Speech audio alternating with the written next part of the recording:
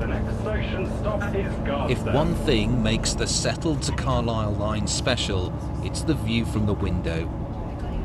This railway line goes through some of the most stunning countryside in Britain. We go up the backbone of northern England. We're full of the Pennines up there. So you've seen our scenery, the best of British countryside. If you come on the train from Leeds, where you bump into people every second, and then you get off the train here, and there's nobody, and there's just scenery, and your vantage point goes on forever. I mean, it's beautiful. We are now approaching Dent Station. This is England's highest railway station. It's the luckiest part of my job, getting to be on this line. The scenery, it's one of England's most scenic railway line. Last year it was voted the second most scenic railway in the world, and I get to work on it. Brilliant.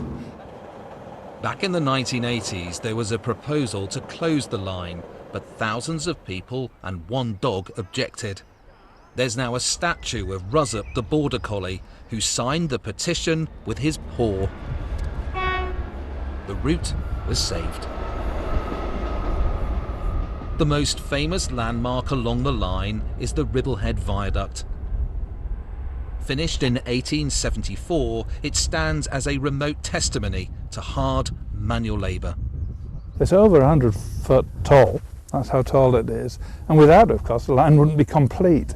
So back there in the 80s, when this was in trouble, this viaduct was in trouble, you can see why repairing it would have been an expensive hobby, and so the idea of closing the line was mooted.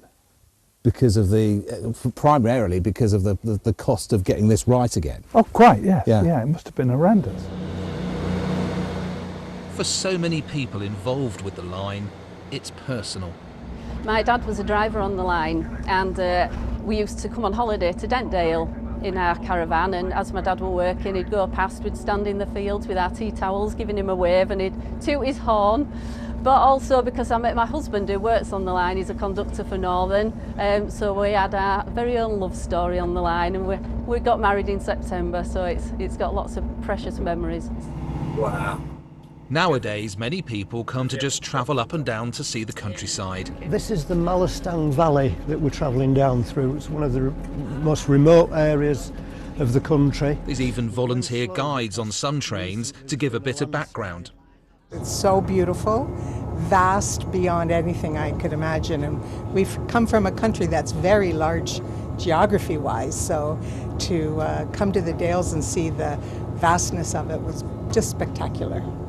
And to mark 150 years of services, there are a load of tickets being made available to travel on this line, priced at 150 pence each. Horton in Ribblesdale, Garsdale Head, Kirby Stephen, just a few of the names that go by. Several stations along the line are in very remote locations, which means they are quite away from the places they serve. Like Dent here, where the village is 4.5 miles down the road. Walking boots are a good thing to bring on the Settle-Carlisle line. Special trains are often seen on the route too. This is a sought-after path for the handful of steam engines which can still be used on the main line. And that gives a look to these remote uplands that could easily be from more than a century ago. Danny Savage, BBC News, on the Settle-Carlisle railway line.